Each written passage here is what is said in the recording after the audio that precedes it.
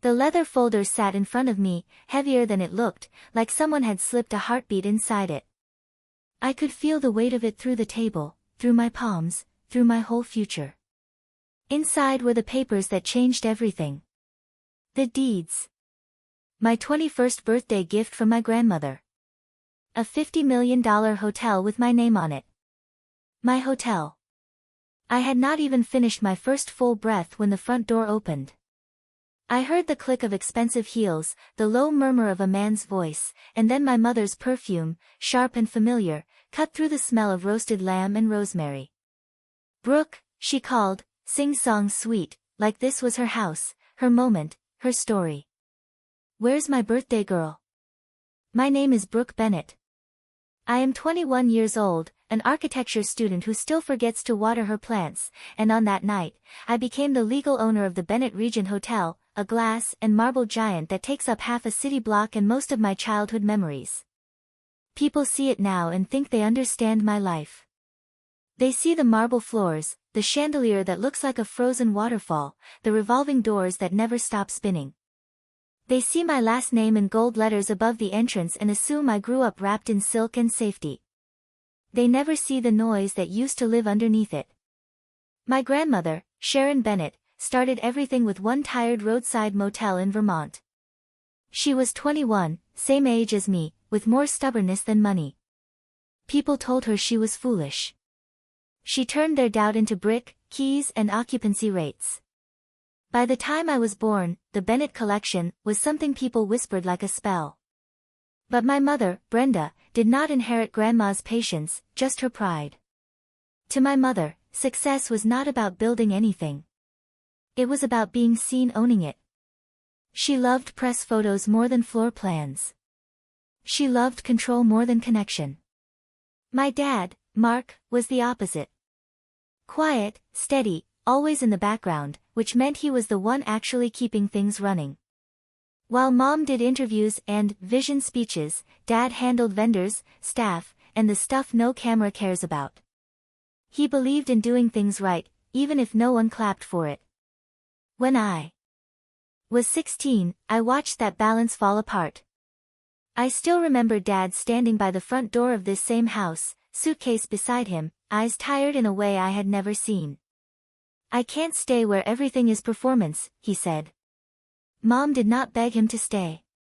She just said, "You're embarrassing yourself," and walked away. The silence that followed him out the door never really left. A few months later she married Scott Miller, a slick, business consultant, who talked about synergy and global expansion like he was auditioning for a commercial. He was shiny and loud and completely hollow. Not long after, she suggested I move in with Grandma for stability. I knew what it really meant. One less witness in the house. Life with Grandma was the opposite of everything my mother loved. Her place smelled like cedar and coffee. Her mornings started with the clack of an old typewriter and the rustle of paper. She made real breakfast. She made time. She never treated me like a child she had to entertain. She treated me like an apprentice she was training. I studied architecture because of her. At night she would spread old property maps across the table and show me the original sketches she drew by hand. She would trace a line of pencil with one finger and say, "Every building tells a story, Brooke. The walls remember who built them and why." Back then I thought she was just talking about hotels. I did not realize she was also talking about us. About the kind of foundations people build inside themselves. Over the years, my mother's calls got shorter. Her tone got sharper. "You should visit," she would say. "Scott wants to talk about the European market." I was always in the middle of an exam or a project. The calls always ended with a sigh that said I had failed some test she never actually explained. We were related by blood and legal documents, that was it. Then my 21st birthday arrived. That morning, Grandma called me into her office. Her desk was cleared except for that leather folder.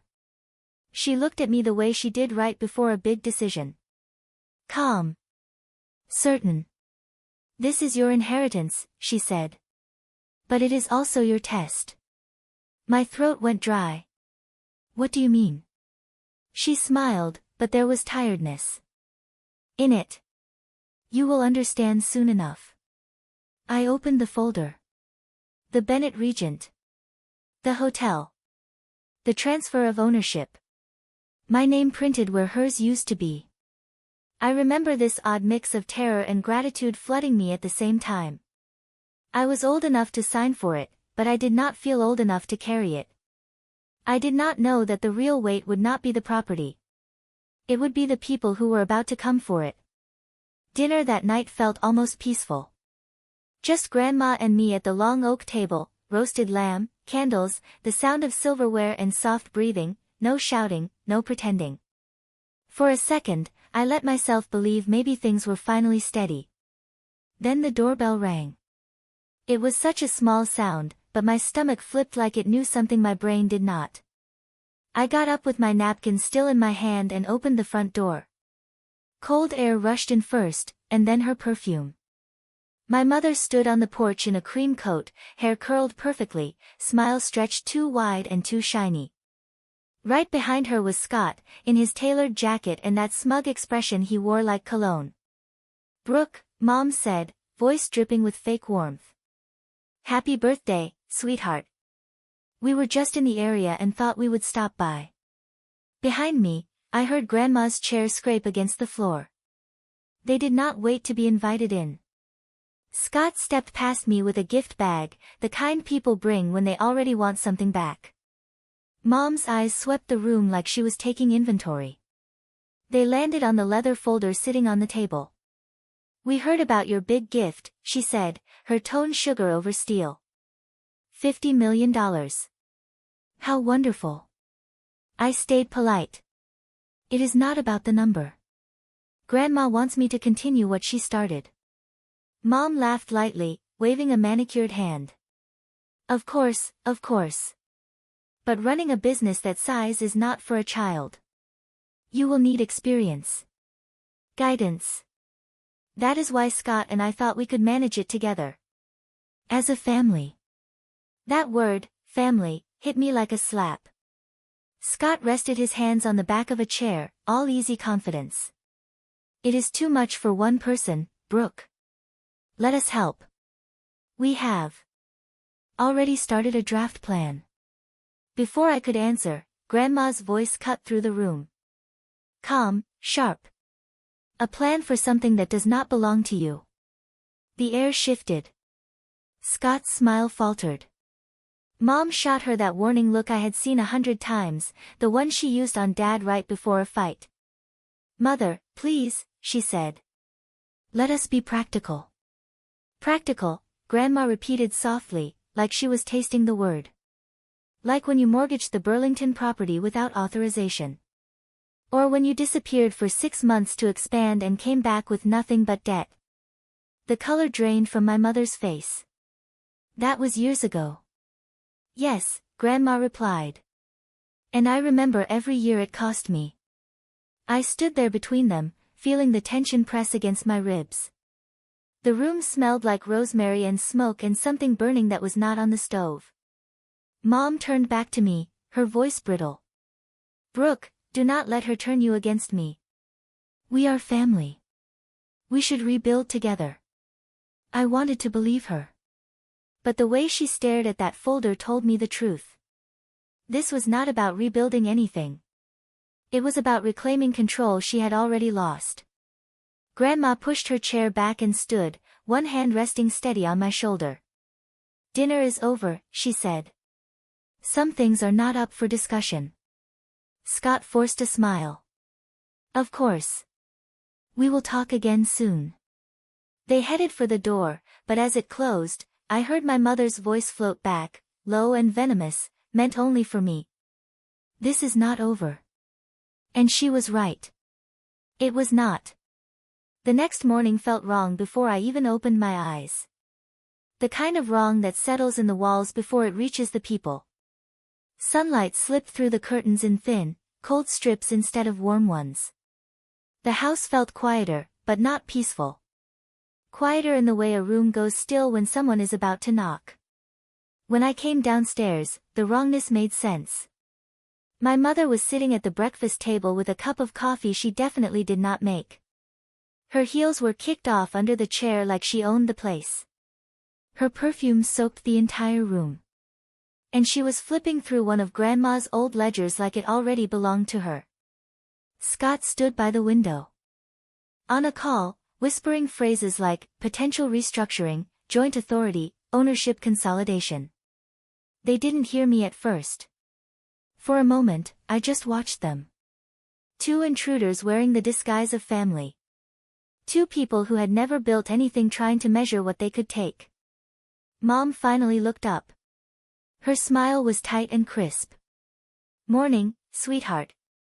We were just going over a few things. You know, brainstorming how to keep the business stable. Stable? I repeated. It's been stable for 50 years. She ignored the comment. You're young, Brooke. You have your degree to finish, your friends, your future.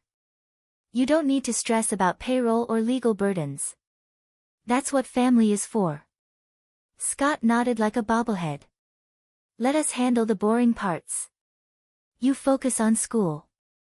I felt my pulse climb, but I didn't let them see it.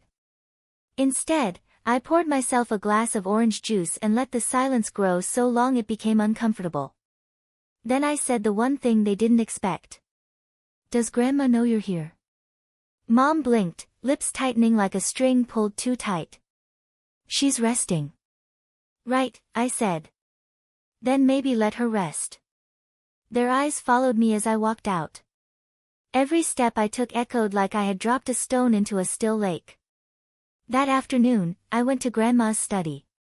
She looked up before I even spoke, as if she already knew. I was hoping, she said tiredly, that they'd at least pretend to wait a week. Do you want me to call the lawyer?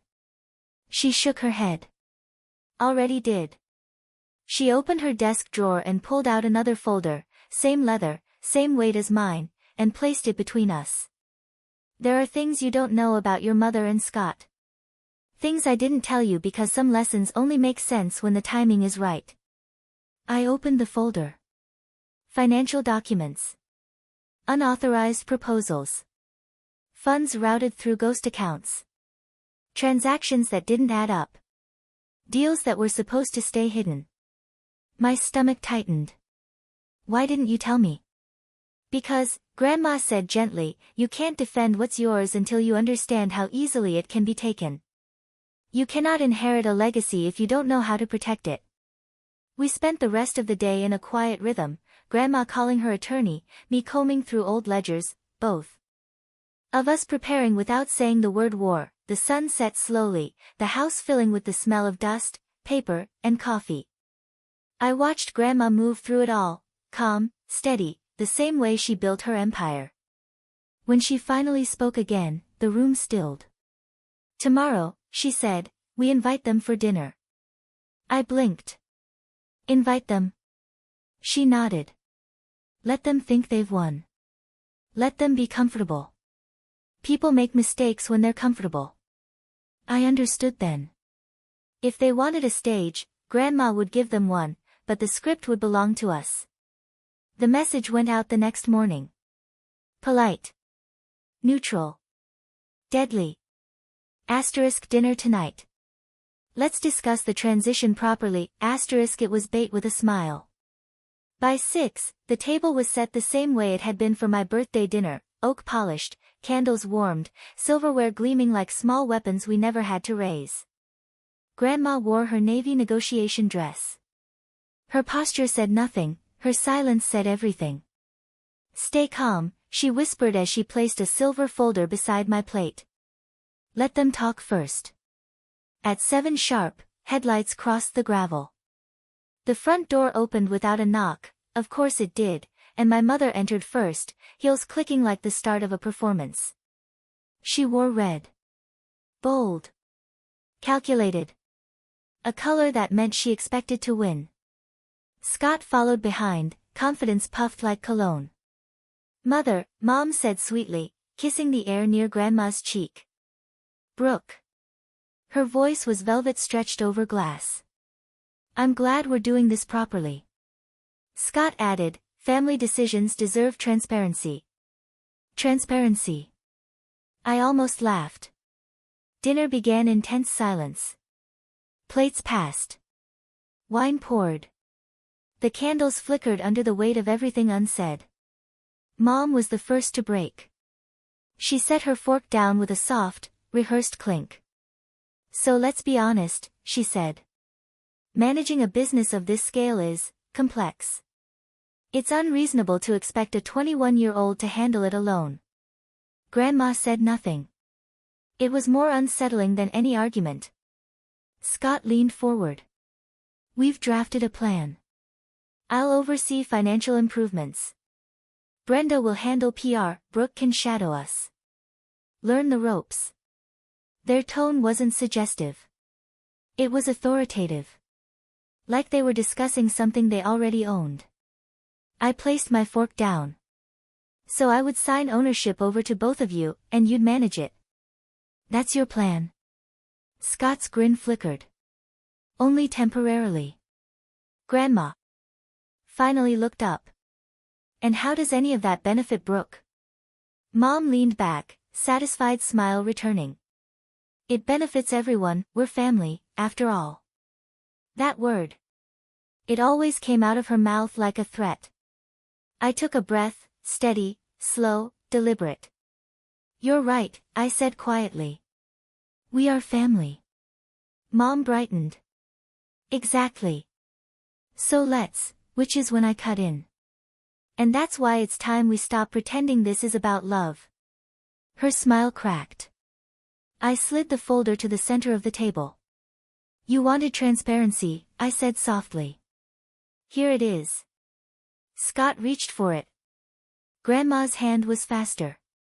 She opened the folder and let the first page face them. Statements. Withdrawals. Debt. Signatures. All theirs. The war had begun. Scott's face tightened the moment he saw the first page, but Grandma didn't give him time to speak. She turned the next sheet slowly, deliberately, letting the silence drag like a blade across the table. These, she said, voice calm but sharp enough to draw blood, are the bank statements from the Burlington account. Withdrawals made under your signature, Brenda. My mother's lips parted, but no sound came out. Her face went pale beneath the expensive makeup. That's absurd, she finally gasped. Those were business expenses. No, Grandma said. These were personal charges. Chanel, Dior, international travel. Charges that never returned to the company ledger. She flipped another page. Scott swallowed hard. He looked like a man realizing the trap he walked into was carved in marble. And these, Grandma continued, are the emails from Mr. Miller's consulting firm. Ghost proposals. Overseas expansion plans that don't exist. Signed by both of you. Scott leaned forward, voice trembling beneath the forced confidence. You had no right to access those, I had every right, Grandma cut in. Her tone was soft but absolute. You attempted to mortgage core Bennett properties under shell companies. You thought I wouldn't notice. The room went dead quiet. Even the candles seemed to stop flickering. My mother's face twisted, desperate and furious. Mother, this isn't true. She's twisting things. Brooke, sweetheart, you know I would never, but I didn't need to answer. Grandma slid one final document to the center of the table like it was the final card in a poker game she'd known she would win. The ownership amendment. Her voice was steady. Effective immediately, all controlling authority transfers. Solely to Brooke Bennett. You, Brenda, and you, Scott, are hereby removed from every board, every trust, every line of decision-making power. Mom stared down at the document. Her fingers trembled. Her breath hitched. You can't do this, she whispered. Her voice cracked like something inside her had finally snapped. Grandma didn't blink. I already have. What came next wasn't a reaction. It was an explosion. Mom rose so fast her chair scraped back and nearly toppled. This is my legacy, she screamed. My birthright. How dare you give everything to her? She's a child. She'll destroy it. Grandma stayed seated, hands folded, completely unshaken. You destroyed it yourself long before tonight. Scott grabbed my mother's arm. Brenda, we should go. But she jerked away from him, pointing directly at me. You think you've won, Brooke? You think sitting there quietly makes you powerful? You'll drown in this. You'll regret everything. My voice didn't rise. I didn't shout. I looked her dead in the eye and said the one truth she never expected to hear. Maybe. But if I drown, it will be in something that's mine. Her mouth fell open. No words came. She trembled with rage, mascara already smearing under her eyes. Then pack your bags and leave this house, she spat. Her old threat. Her favorite weapon. This time, it didn't even graze me. Because before I could speak, Grandma let out a soft, almost amused, laugh. It was gentle, but it cut deeper than any scream. You're right, Brenda, she said. Someone is leaving this house tonight, but it's not Brooke. Everything froze. My heart beat so loud I could hear it in my ears. Then Grandma reached into her purse and placed another envelope on the table. A stamped court order. You've both been served, she said. Fraud. Embezzlement. Conspiracy. The investigators are waiting outside. Mom stumbled backward. Scott went gray. You called the police, he whispered. His voice was hollow. Grandma nodded. I didn't call the police. I called justice. Before they could run, 2 officers stepped into the dining room, quiet, firm, polite, final. Scott didn't fight. He looked defeated, like he'd already accepted the end. They cuffed him gently, guiding him out. Mom wasn't gentle.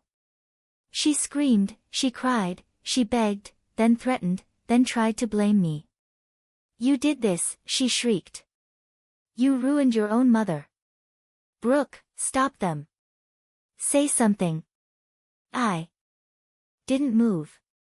I didn't speak. Not out of anger. Out of grief. Out of exhaustion. Out of clarity. The officers led her out, tears streaking down her face, her once perfect facade crumbling like wet paper. By the time the door closed, silence filled the house like a sigh. Not the heavy kind from before. The healing kind. The cleansing kind. I sank into my chair. My hands shook. My breath trembled. Grandma stood behind me, placing her hand gently on my shoulder. I'm sorry you had to see that, she whispered. No, I said softly. I needed to. Her eyes warmed. You handled yourself better than I ever did.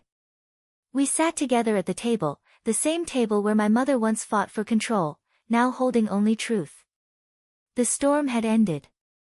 And this time, we were the ones still standing. The morning after felt unreal. The same house that had echoed with shouting last night now hummed with a quiet so clean, it almost felt like the walls were finally breathing again. Sunlight slipped through the curtains in soft, steady ribbons, landing directly on the leather folder still sitting at the center of the dining table. The folder that had ended everything. And saved everything. Grandma was already awake, standing at the kitchen counter, pouring herself a cup of coffee. She moved slowly, peacefully, like someone whose spine finally didn't have to hold up an entire legacy alone. Morning, I whispered. She looked over her shoulder and smiled, small and tired, but real. Morning, sweetheart. Her shoulders looked lighter. Her face softer. As if decades of weight had finally lifted off her chest. I sat beside her at the counter. Neither of us filled the air with empty words. There was nothing left to explain. Only truth, finally settled where it belonged. The news spread faster than the steam rising from our mugs. By noon, the entire business circle knew. Scott had disappeared before the investigation could close. Gone. Just like that. My mother. She stayed long enough to watch every piece of her image unravel in the same rooms she once performed in. The fraud case stripped her of everything she used to weaponize, her position, her money, her influence. The woman who once spoke in rehearsed smiles now avoided every room with a mirror. Dad came by that afternoon. Quietly. Respectfully. He walked into the kitchen. Placed a warm hand on Grandma's shoulder, and said only, "You did the right thing." She didn't break. She didn't cry. Her eyes softened the way trees soften after a heavy storm. When he looked at me, there was no pity, no apology for the years he wasn't there. Just pride. Pride so simple and honest it nearly brought me to tears. Weeks passed. Life began to look ordinary again, not because nothing had changed, but because everything had finally settled where it belonged.